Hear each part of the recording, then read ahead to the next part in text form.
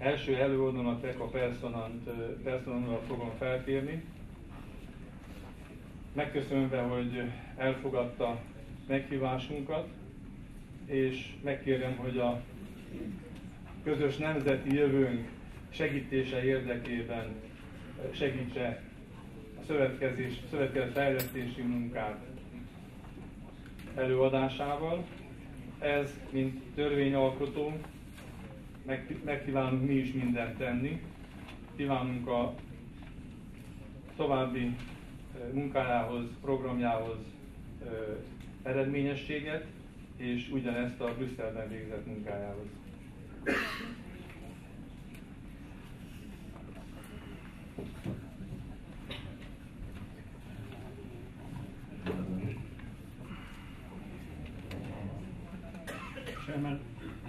Chairman, ladies and gentlemen, dear friends, thank you very much for your kind invitation to join you here today.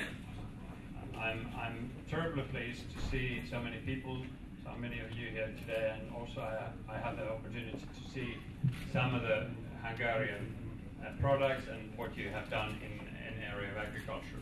I really appreciate that. My name is Pekka Pesonen. I'm Secretary General of European Farmers and European Agri Cooperatives in Brussels. We are a European lobby organization that works for agricultural sector in EU institutions. Nem tudom, párhuzamos fordítás megy, akinek tolmács készülék van, akit remélem felvette.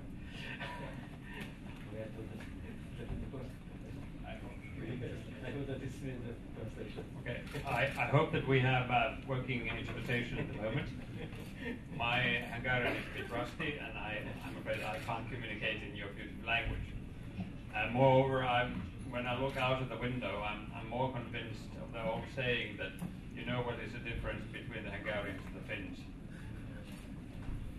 When we came from Volga River area towards Europe, it was the smart ones that went south, and the others went north. That's why I came from north today.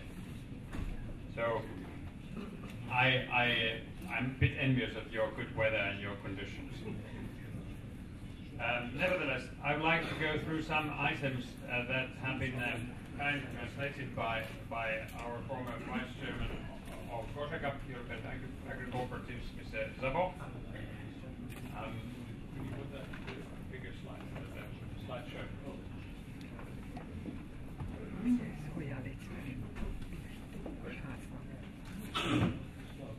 No, I mean the whole screen. Okay.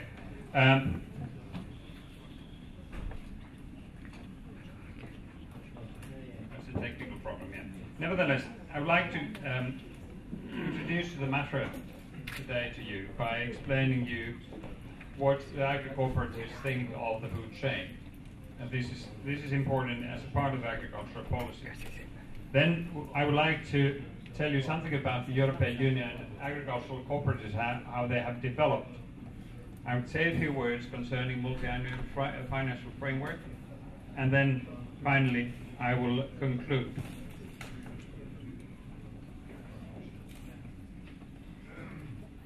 So I believe that now we are on the third slide, and I would like to just simply point out that we have more than 13 million farmers in Europe at the moment, and they are part of the food chain that in its totality constitutes approximately 14 million people employed in agri-food sector.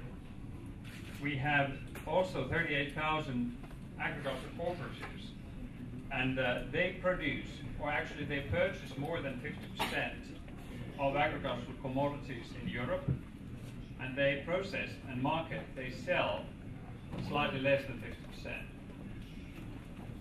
We have 30 national cooperative organizations in COSAGA, and that means that we have fairly good coverage of the European Union when it comes to agricultural cooperatives and how their interests should be taken in board. Also, we can state that agricultural cooperatives employ approximately 660,000 people in Europe. So it's a substantial employer also in the European economy, and we all know that during the current financial crisis, economic crisis, this is ever so important.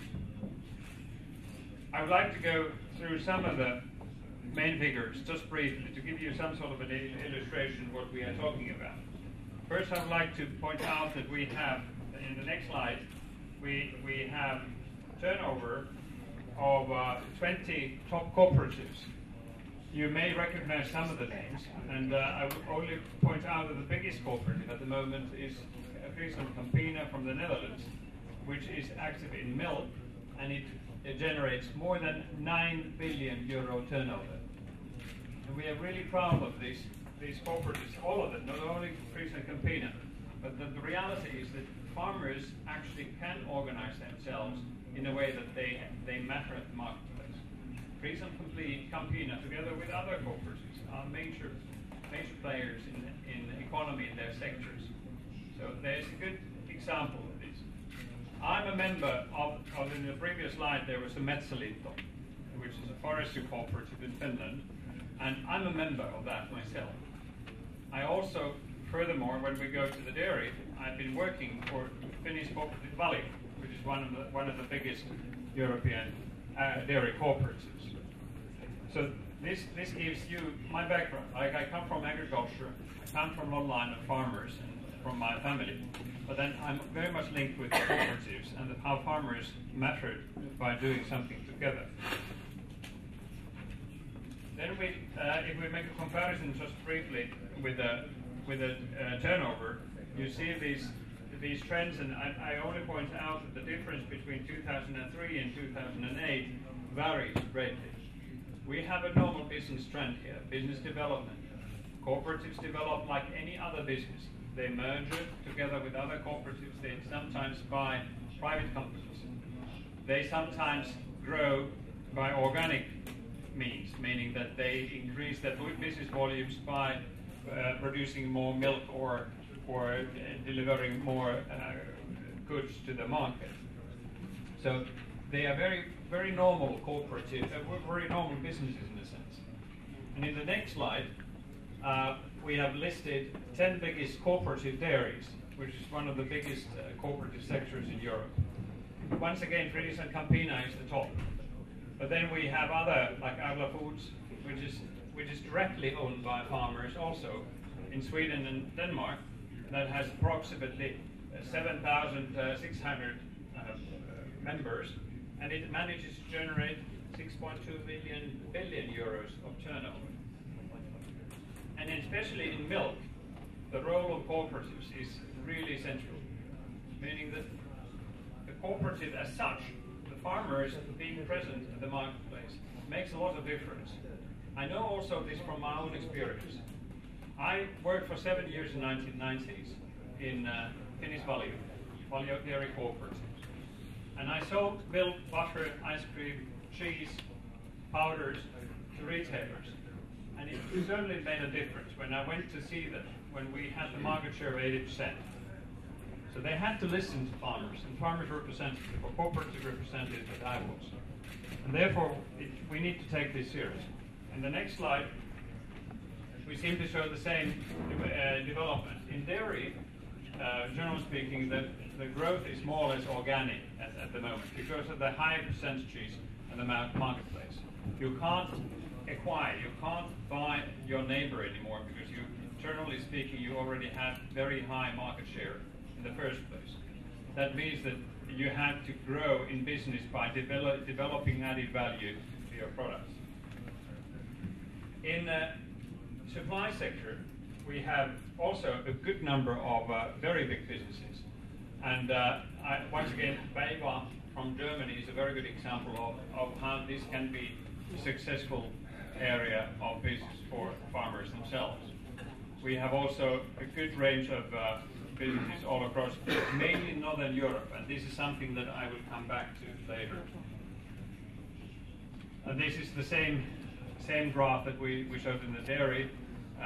Also, this illustrates how the commodity market, or the other than agricultural commodity market, has developed. Prices have gone up, meaning that the turnover has increased. So we should have the same sort of development also in commodities market, that we put added value to cereals, to raw milk, to meat, eggs, wine, you name it. We would like to see this kind of development in the commodities cooperatives too. But then this is very much linked with the markets and how the products and their pricing have developed between 2003 and 2008. Then one particularly important sector is fruit vegetable. We were, together with my both presidents, here in Hungary in late May, early June, in an informal council meeting in Debrecen. And during that meeting, unfortunately, the crisis in fruit and vegetables, so-called E. coli crisis, or media call it a cucumber crisis or salad crisis, you name it, that really burst out in that meeting. And that created a huge problem across the whole European Union in fruit and vegetable sector. And I only would like to once again illustrate that luckily we had some strong businesses there who could absorb at least some of those damages to their own businesses and help their cooperative members, their fruit and vegetable producers. It was very important for us that the cooperative were present in managing the crisis. Also, this shows, illustrates how the turnover has developed between 2003 and 2008. I would like to point out that in Northern Europe, cooperatives tend to be, in general, integrated. They have high level of integration. They have a small number of highly specialized and large-scale cooperatives. Arla Foods is a very good example of this. It actually has more or less like 100% of the market in Denmark. When we go to the south of Europe, then we have a different trend. We have multi-purpose cooperatives, we have more fractions cooperatives. Even in the fruit and vegetable sector, you saw figures that clearly demonstrated that in the south, the cooperatives tend to be smaller, but they tend to cooperate in different manner. So we have big cooperatives in the north, sectorial, very narrow approach. It's the smaller cooperatives in the south, cooperating, working together across their boundaries. And then the big issue here, and now I have to trust fully into my translation of Mrs. Abel, the last point here, that in the new member states, the development of a cooperative model is lagging behind. I don't have to rub this in, you know this.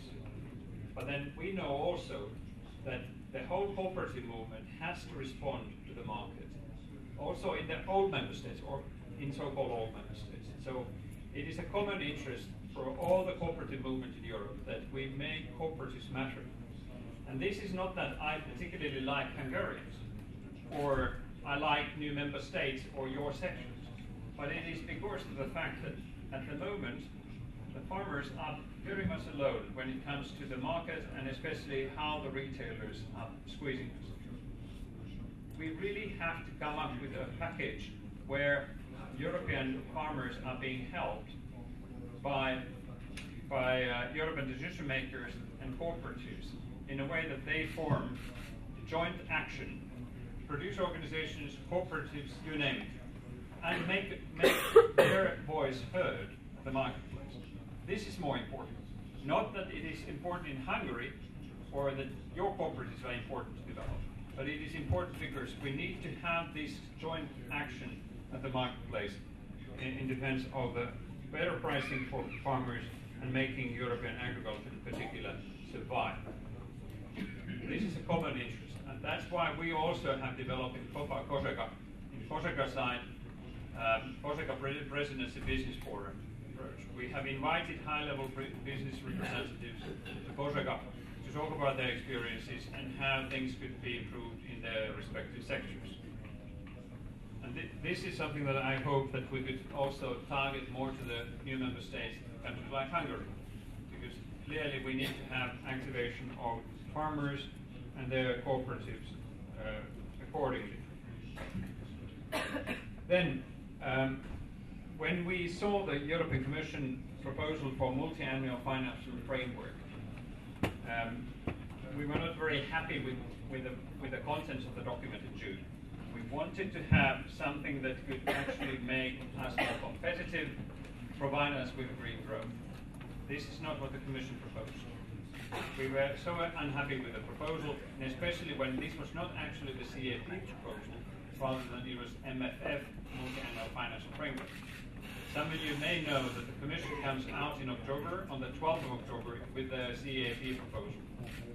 And that will contain references to greening, for instance, but it is not what we've asked for. It is not that we should develop green business opportunities, for instance, biofuels.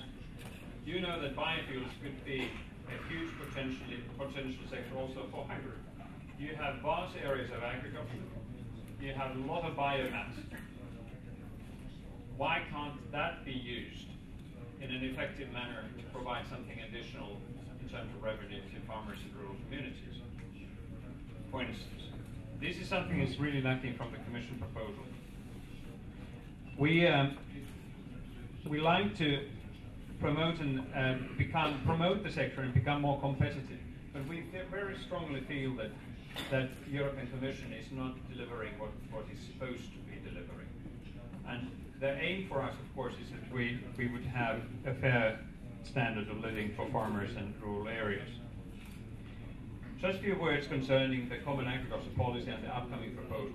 I will speak about this more precisely or more in detail in my next presentation today, this afternoon, but then I wanted to give you the same message. First of all, we are very much in favor of the notion of active farmers. So the direction of the policy should be based on the farmers that go out to the field. If the policy is directed to something else, then we have a problem. Then let's call it something else, but let's not call it common agricultural policy there. It's about active farming. Then the greening element. 30% of the direct payment should be conditional to measures that go beyond cross-compliance. We don't like that, not because we don't like greening itself. We feel that farmers are the core of the greening economy already. And this is also what the Commission has said. Why do we have to pay more for the same thing? Why do we have to provide proof that the farmers are already delivering? We simply don't understand it. We don't understand it. We don't accept this approach. Then, in some member states, we have had a problem with the ceiling, when it comes to the change in the direct payment, what we call convergence. And then the Commission has prepared a proposal that below 90% of the EU 27 average, the support will close 1/3 of the gap between the current level and the 90% level of the EU average direct payment. This is a good direction, but then I know that some of the member organizations of ours are not very happy with that for various reasons, and then at least this is a good start, I should say. Capping of the direct payment is something that we do not accept. It would distort the market to the detriment of bigger farms or farms that would like to develop their business as a business, agriculture as a business. And therefore, if we have a ceiling to the direct payment, it would give a wrong message to those farmers. It would say that, well, you have to be competitive, but by the way, if you increase your size to that limit, I will cut off the additional payment. How motivating is that? And besides, most probably the farmers will go around that rule anyway. Then the Commission has proposed transfers to other headings, and while we are still studying what that would mean in practice, it is a reality that the Commission is proposing things like research and innovation to be used more actively for farming, and the food safety funding, this famous EU fund for food safety crises, for instance, occurrence of animal disease. Of course, outside the multi-annual financial framework, we see globalization fund, and we feel very strongly that the 2.5 billion euro that the Commission has allocated to that is by no means not sufficient. Because we know that if we have a Mercosur or a WTO deal, that would mean that we will lose billions and billions and billions of euros. Actually, the damage in the worst case scenario would be more or less equivalent to the same of the whole CAP budget. So we are talking about 2.5 billion, and then the damage would be by far bigger in the case of a multinational agreement. Then the Commission is also pointing out that synergies between our policies in the CAP, especially rural development and other territorial development funds, also it should be streamlined when it comes to the financing of the policies. I'd like to go to the conclusions, and I will only point out that cooperatives at their best, they develop as any other business, and they're very competitive in European market. We have to learn from those experiences, and we have to promote them. We need to concentrate. Cooperative businesses need to seek alliance amongst themselves. They are way too small at the moment to respond to the challenges of the market. They may be big enough in responding to the consumer needs in certain cases. If they concentrate on local foods, maybe they are big enough. But when it comes to the international market, it is really a hard life out there. And the cooperatives in most cases are suffering at the moment. And this has to be accepted. And then cooperatives are very much a tool to position farmers better in the food chain. That's why we are very much in favor of what the Commission says, that the producer organization concept should be widened from the current wine, hops, fruit and vegetable, and olive oil sectors to other sectors too, creating an opportunity for producers to join forces, create producer organizations, and ask for a common agreement with other partners in the food chain. Of course, it would bring some challenges when it comes to existing cooperatives. For instance, in Denmark, you could imagine that the Arla Foods would not be very much interested if we say that, well, parallel to Arla Foods, which is a cooperative, we have to develop another cooperative producer organization. Most probably they will say, no way, Jose, no way, sir, that would not work. And I agree with that, because that would duplicate the work and would most probably only increase cost and endanger investment that the farmers have put into the cooperative businesses in the past. We should further study that, but in general we are in favor of the Commission approach.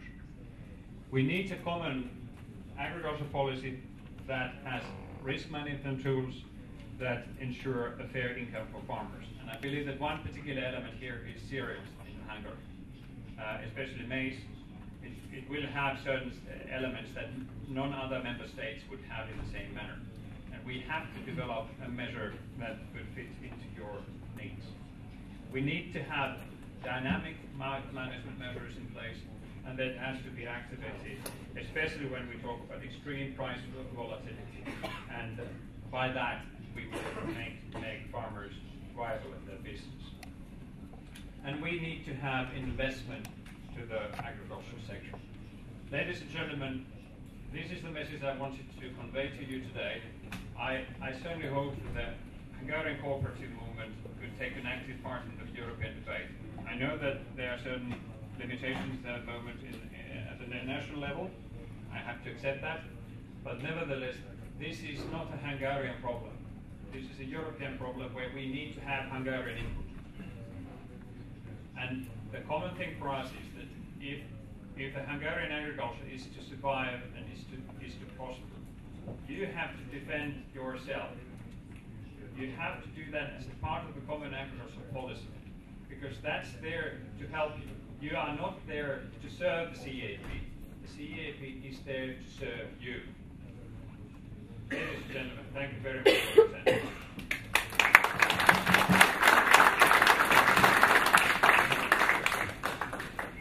Köszönöm szépen, elnök úr. A múltat a jelenbe akkor tudjuk megfelelően átformálni, ha azt európai kitekintésben vizsgáljuk. A Hangya együttműködés e tekintetben igen sokat tett az elmúlt 20 esztendőben, és ennek is tulajdonítható, hogy az új tagországok képviseletében 2 cikluson keresztül Szabó Zoltán úr látta el a COGECA, az Európai Szövetkezeti Szövetségek alelnöki tisztét. Ezért is külön megtiszteltetés számunkra, Pekka Pesonen programja mellett időszakított arra, hogy tájékoztasson bennünket, bemutassa nekünk a mai európai szövetkezeti trendet, és megerősítsen bennünket, én azt gondolom sikerült abban a hitünkben, hogy az az elképzelés, az az elgondolás, hogy mi is induljunk el egy ilyen irányba, az igenis helyén való, helyes elképzelés. Köszönöm szépen még egyszer, elnök úr!